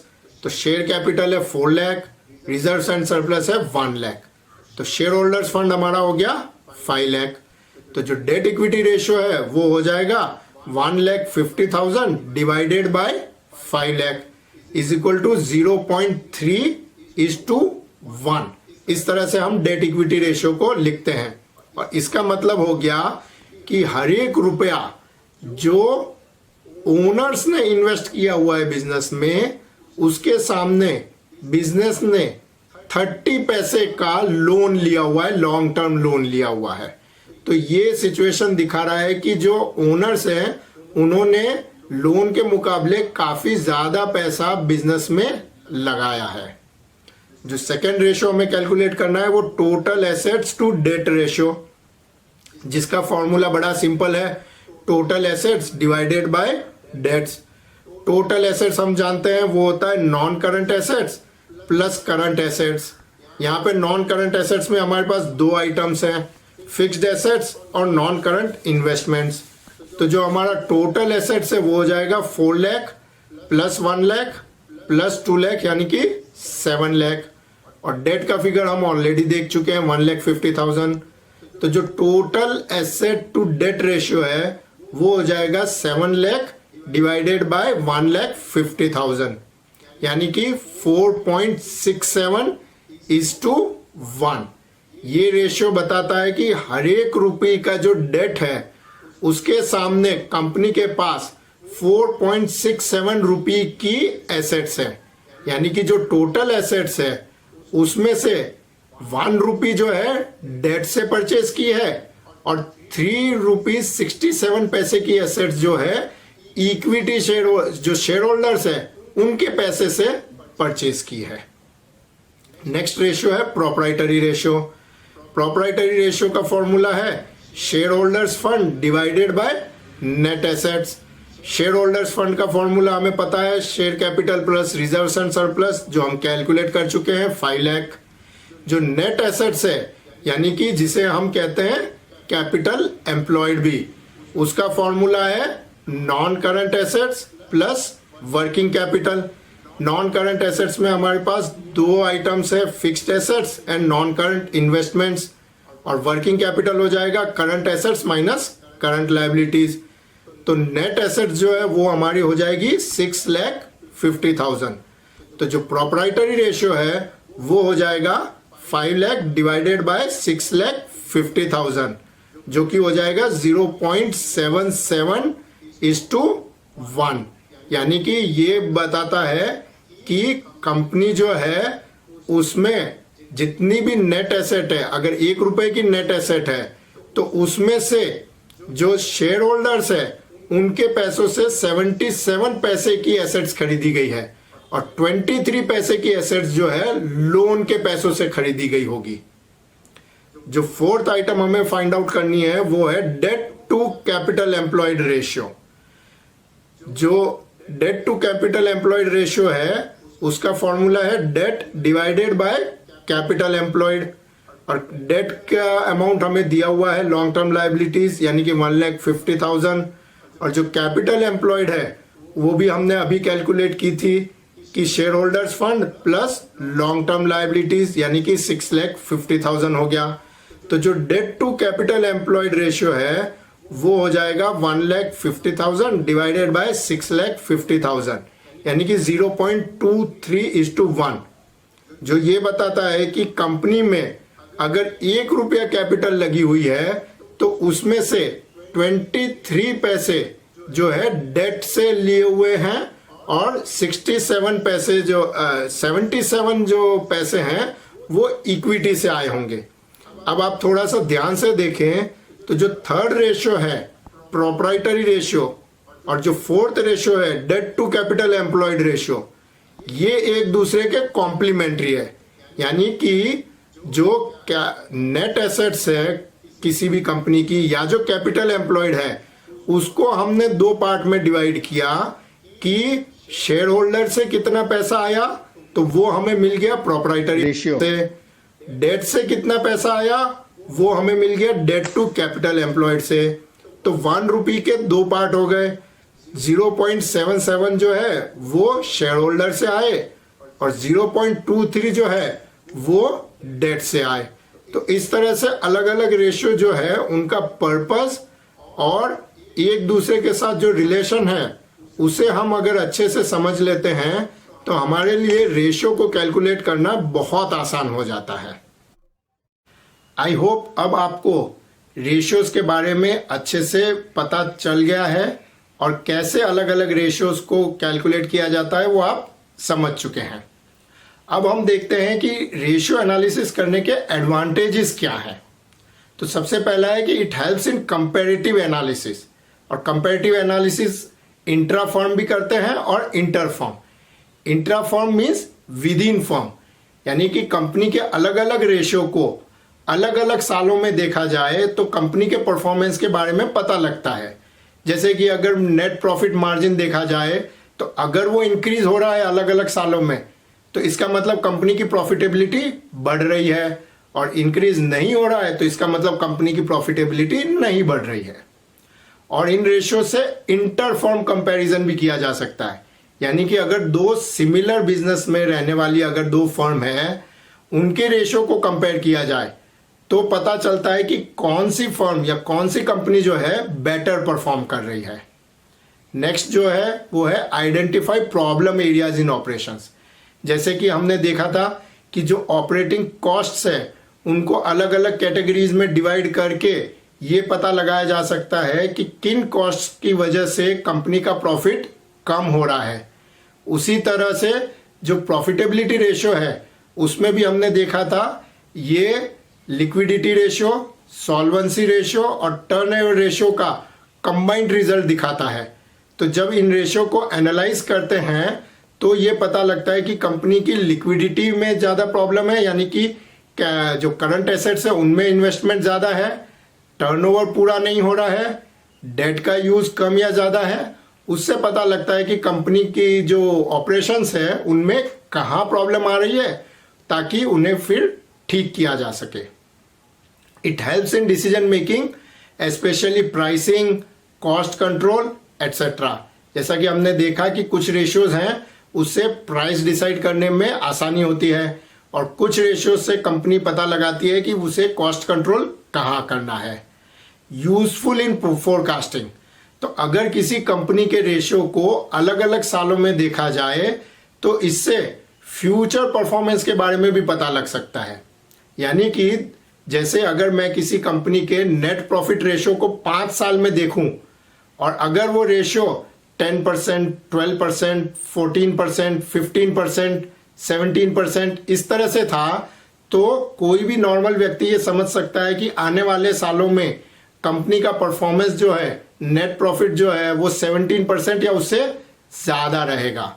दूसरा, अगर जो कंपनी है उसके रेशियोज जो है ये इंडिकेट करते हैं कि उसका टर्नओवर रेशियो जो है बहुत अच्छा है, डेट का यूज़ बहुत अच्छा है और करंट एसेट्स में भी बहुत ज़्यादा इन्वेस्टमेंट नहीं है, तो ये फोरकास्ट करना आसान हो जाता है कि फ्यूचर में कंपनी की प्रॉफिटेबिलिटी बहुत अच्छी रहेगी।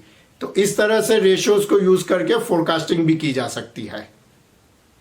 लेकिन यहाँ पे ये समझना भी ज़रूरी है कि जो रेशियोज है उनका यूज़ बहुत सावधानी के साथ करना चाहिए। रेशियोज के बेस पे सीधा डिसीजन लेना कई बार गलत हो सकता है। रेशियो का कैलकुलेशन करना तो इजी है लेकिन उसका इंटरप्रिटेशन है वो टफ होता है और कई बार मिसलीडिंग भी होता है, गलत डिसीजन भी लिए जा सकते हैं। तो रेशियो को हमेशा इंडिकेटर की तरह यूज करना चाहिए, एविडेंस की तरह यूज नहीं करना चाहिए। यानी कि अगर किसी कंपनी का नेट प्रॉफिट मार्जिन कम है या डेटर टर्नओवर रेशियो जो है वो खराब है, तो ये इंडिकेट करता है कि कंपनी में कहीं प्रॉब्लम है, कुछ जो है चीजें इफिशिएंटली नहीं शायद चल रही है। इसका मतलब ये नहीं है कि कंपनी खराब ही है। तो रेशियो को जो है यूज किया जाता है एज इंडिकेटर की तरह, ताकि उसको यूज करके और डिटेल एनालिसिस करके एक्चुअल इश्यू जो है उसका पता लगाया जा सके। जो एक और इंपॉर्टेंट ध्यान रखने वाली बात है रेशियो को यूज करने में, वो है कि use of combination of ratios gives more clear picture. यानी कि जैसे अगर मैं सिर्फ ये देखूं कि नेट प्रॉफिट मार्जिन किसी फर्म का 20% है, तो वो बहुत अच्छा दिखता है कि बहुत ही ज्यादा मार्जिन है। लेकिन अगर उस कंपनी ने नेट प्रॉफिट मार्जिन अर्न करने के लिए बहुत ज्यादा एसेट्स का यूज किया हुआ है और उसका रिटर्न ऑन कैपिटल एम्प्लॉयड जो है 5% ही है और करंट रेशियो भी बहुत कम है, तो ये अच्छी स्थिति नहीं बताता है। दूसरी कंपनी जिसका नेट प्रॉफिट मार्जिन कम है लेकिन रिटर्न ऑन कैपिटल एम्प्लॉयड ज्यादा है, तो वो कंपनी जो है ज्यादा इफिशिएंट कंपनी मानी जाएगी। और करंट रेशियो अगर बहुत कम है तो इसका मतलब लिक्विडिटी क्राइसिस होने के भी चांस है। Ratio of entity in comparison with other firms और industry gives more clear picture. जैसा कि अभी हमने बात की कि रेशियो को यूज करके इंटर फर्म कंपैरिजन भी किया जा सकता है और इंट्रा फर्म भी किया जा सकता है। तो जो इंटर फर्म कंपैरिजन है वो ज्यादा क्लियर पिक्चर देता है। अगर किसी कंपनी का जो नेट प्रॉफिट मार्जिन पिछले साल 8% था और इस साल 10% हो गया है, तो ऐसा लग सकता है कि कंपनी का परफॉर्मेंस बहुत बेटर हुआ है। लेकिन अगर उसी फर्म की जो इंडस्ट्री है उसमें बाकी फर्म्स के मार्जिन 8% से बढ़ के 14% हो गए हैं, तो इसका मतलब ये जो कंपनी है उसका परफॉर्मेंस उतना अच्छा नहीं रहा है। Ratio over a period of time give better information than 1 year. यानी कि अगर एक साल में प्रॉफिट मार्जिन 20% है, तो उससे ये हम कंक्लूड नहीं कर सकते कि वो कंपनी बहुत अच्छा काम कर रही है। हो सकता है उसके बाकी के सालों में प्रॉफिट मार्जिन 5, 7 या 8% हो, सिर्फ एक साल में किसी स्पेशल कारण की वजह से मार्जिन 20% हो गया हो। तो जो रेशियोज हैं उन्हें कई साल के रेशियोज एक साथ जो है हम देखते हैं, तो एक बेटर इंटरप्रिटेशन हम कर सकते हैं। तो आई होप अब आप रेशियो के बारे में अच्छे से समझ चुके हैं। अगर आपको ये वीडियो पसंद आया है तो please press the like button, subscribe to my channel learning path, और जो बेल आइकन है उसे जरूर दबाइए ताकि जो भी नए वीडियोस मैं पोस्ट करूंगा उसकी जानकारी आपको तुरंत मिल जाएगी। और इस वीडियो के बारे में अगर आपको कोई डाउट है तो उसे कमेंट सेक्शन में जरूर लिखें और लर्निंग पाथ के वीडियोस देखते रहें। Thank you.